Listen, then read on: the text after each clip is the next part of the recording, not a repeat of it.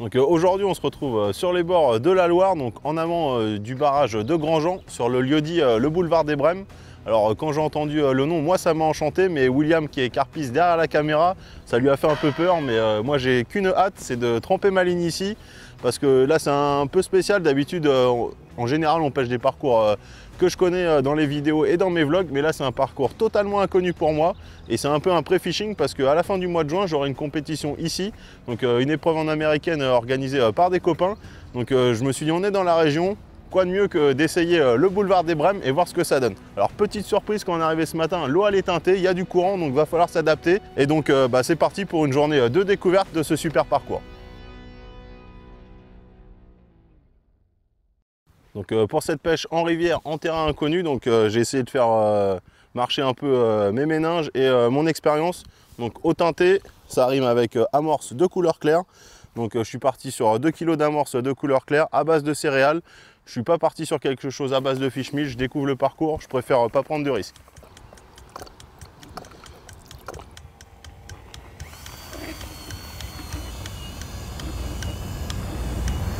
Donc à ça, vu qu'il y a du courant, j'ai rajouté 2 kg de terre de rivière, donc une terre lourde et grasse, donc qui vient un peu recolorer l'amorce et surtout qui vient l'alourdir et la coller. Donc ça va être parfait pour pêcher dans le courant. Et donc à ça, j'ai adapté la taille de mes èches et les èches que je vais utiliser. Des vers de terre à couper, donc je pense qu'il y a des beaux poissons, donc on m'a parlé de carassins, de brème, d'hybrides, de choses comme ça, donc ils adorent les vers de terre à couper. Des gothers morts. Donc toujours pour avoir des appâts inertes comme les vers de terre pour concentrer les poissons sur mon cou. Et si la pêche est difficile, je vais venir intégrer des appâts vivants qui sont des pinky rouges et des gothers rouges vivants. Donc ça va me permettre d'activer le coup et de venir chercher les poissons dans le courant. Et à ça, après, j'ai une boîte de maïs. On est à la belle saison, il y a des beaux poissons, on m'a parlé de carassins, donc autant ajouter un peu de couleur avec le maïs. Et c'est un appât incontournable pour la belle saison sur les beaux poissons. Donc si comme moi vous êtes tête en l'air, je viens de m'apercevoir que j'ai fait toute la route jusqu'ici avec seulement des moulinets remplis de tresses. Et là je vais attaquer une pêche en rivière où pour moi c'est mieux d'utiliser le nylon, surtout que je ne vais pas pêcher très loin. Donc le nylon ça a beaucoup d'avantages en rivière, ça permet d'éviter les vibrations, on a une meilleure tenue de notre ligne dans le courant. Également au niveau des touches, en général c'est des touches assez violentes, donc c'est bien d'utiliser du nylon. On pêche des beaux poissons pas très loin. Les touches elles sont tout sauf timides, ce qu'il faut c'est avoir de la souplesse, donc le nylon est roi en rivière. Donc si comme moi ça vous arrive, donc avec moi j'ai toujours du shield pour réaliser mes arrachés. Donc là on a 100 mètres de nylon, donc ce que je vais faire, je vais simplement rajouter 35 à 40 mètres de nylon par dessus ma tresse. Et puis c'est parti, je vais faire mon montage et je vous présente ça après.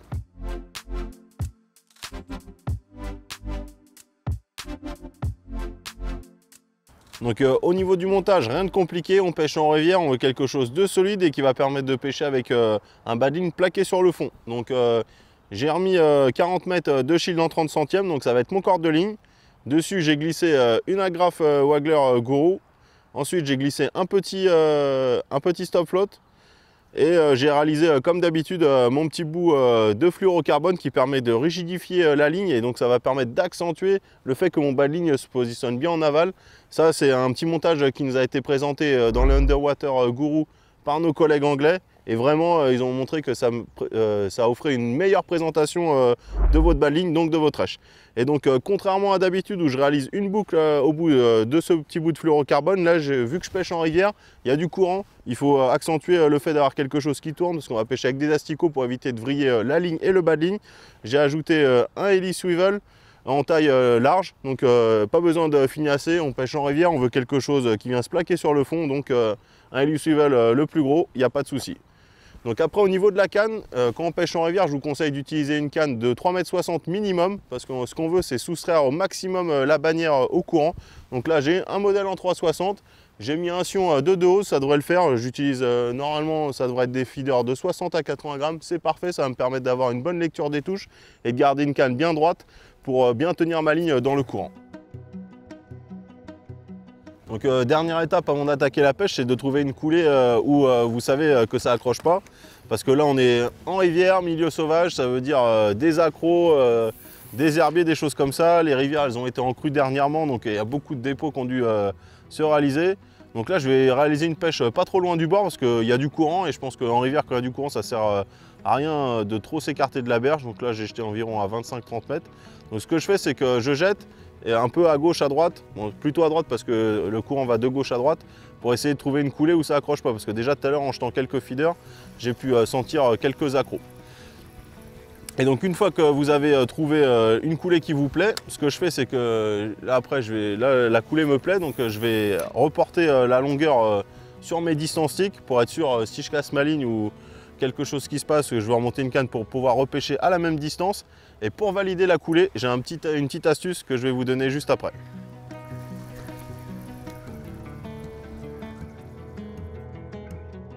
Et donc ma petite astuce pour valider la coulée en rivière, donc je clippe un bas de ligne d'1 mètre et pour faire un peu comme s'il y avait des asticots au bout de mon hameçon, je place deux plombs, des microcubes de 6 juste au pied de mon hameçon, donc pour représenter le poids que ça pourrait avoir un peu en pêche avec 2 asticots. C'est une habitude que j'ai pris parce qu'en compétition avant de pêcher on n'a pas le droit de mettre d'asticots. Donc voilà, je fais avec mes plombs et je jette et donc je vais laisser pêcher ma ligne comme si j'étais en pêche. Donc là j'ai clippé à 22 mètres au sion. Hop là, sur mon repère à la berge d'en face, j'accompagne bien ma ligne et je vais la laisser pêcher dans le courant quelques minutes. Et régulièrement je vais mettre des petites tirées, voir s'il n'y a pas d'accro dans le fond et que mon bas de ligne pêche proprement. Et une fois que j'aurai validé la coulée, on pourra passer à l'amorçage.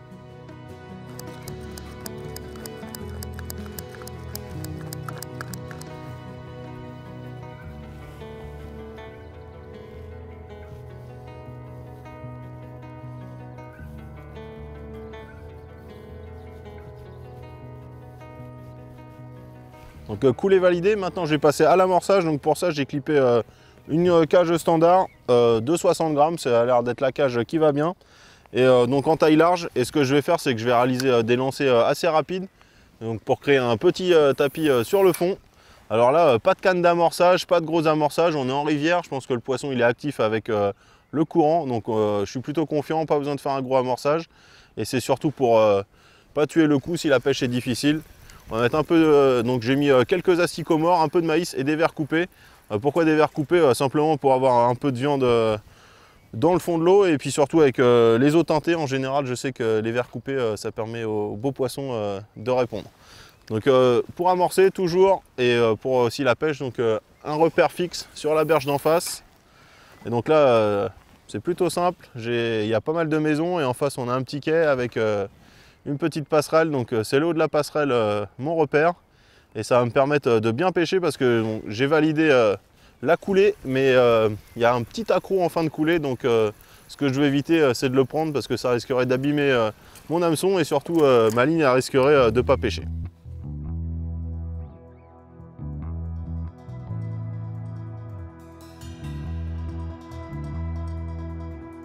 Veste de pluie ou ça va se calmer? Oh putain!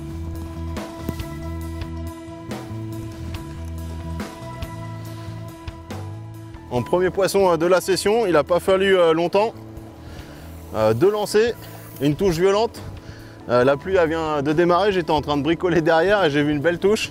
Et donc premier poisson, un joli gros yeux comme on les appelle. Donc il s'est laissé séduire par 2 rubis. Donc là au niveau bas de ligne, j'ai attaqué avec un bas de ligne d'1 mètre. Donc 14 sur 16 centièmes, donc un LWGF, un feeder spécial en 14, avec un bas de ligne en 16 centièmes en fluoro pour avoir quelque chose de rigide qui se place bien dans la coulée. Alors le poisson il avait bien engamé, ce que je vais faire c'est que je vais tout de suite raccourcir un peu mon bas de ligne, parce que ce qu'on veut c'est que les poissons ils se prennent au bord pour être le plus rapide et efficient possible quand on pêche.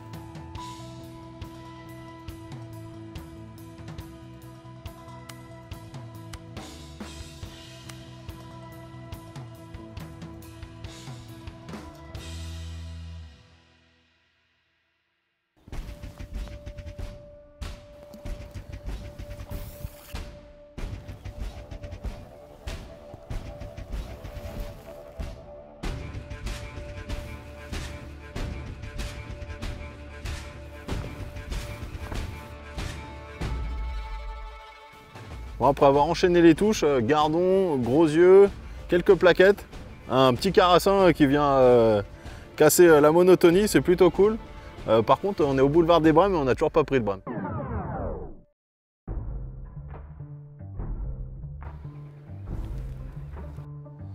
loupé, mais je pense que c'est quoi, faut mettre un gros hameçon.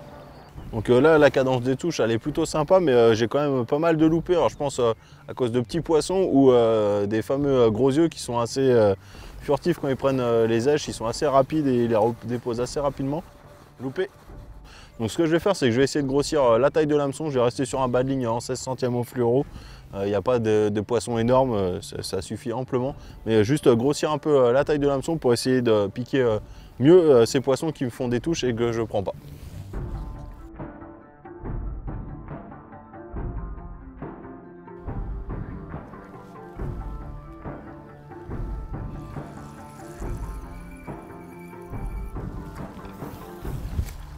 Donc changement d'hameçon concluant, 2 lancers, 2 poissons. Donc quand vous loupez des touches, n'hésitez pas à grossir la taille de l'hameçon, souvent c'est la clé du succès.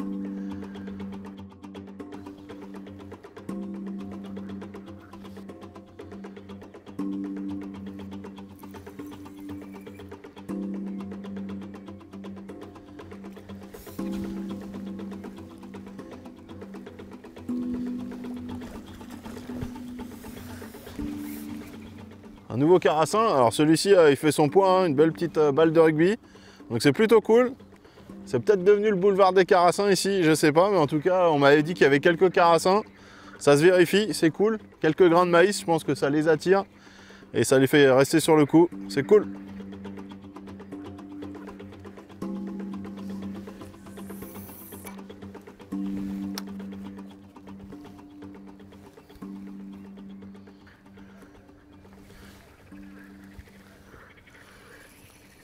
Donc aujourd'hui, s'il y a bien quelque chose qui a marché, c'est de changer la taille de l'hameçon. Et donc du coup de grossir la taille de l'hameçon pour conclure plus de touches en poisson dans la bourriche. Donc après, c'est important quand vous pêchez en rivière d'utiliser un hameçon solide. Et moi je préconise toujours les hameçons avec une pointe 30-30.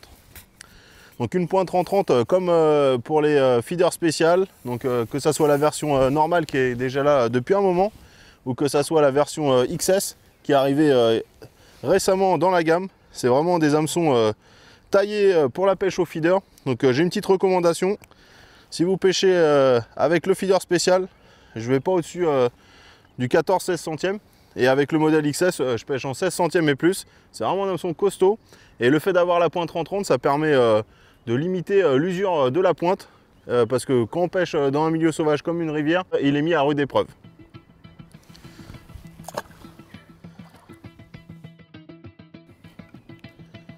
Alors une autre chose importante, c'est la façon où vous placez votre ligne selon le courant.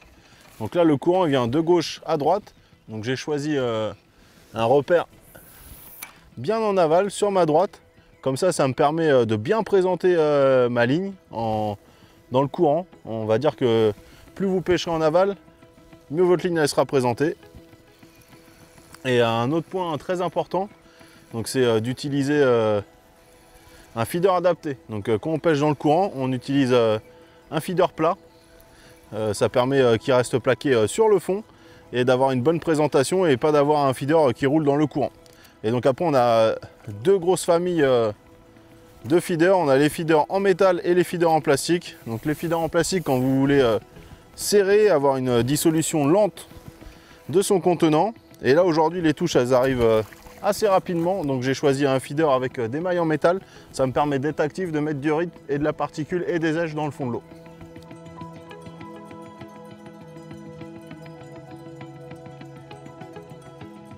Fin de session sur cette découverte du fameux boulevard des Brèmes. Alors malheureusement on n'aura pas pris de grosses brèmes, mais la surprise du jour ça a été plusieurs carassins entremêlés de gardons, d'hybrides, de plaquettes.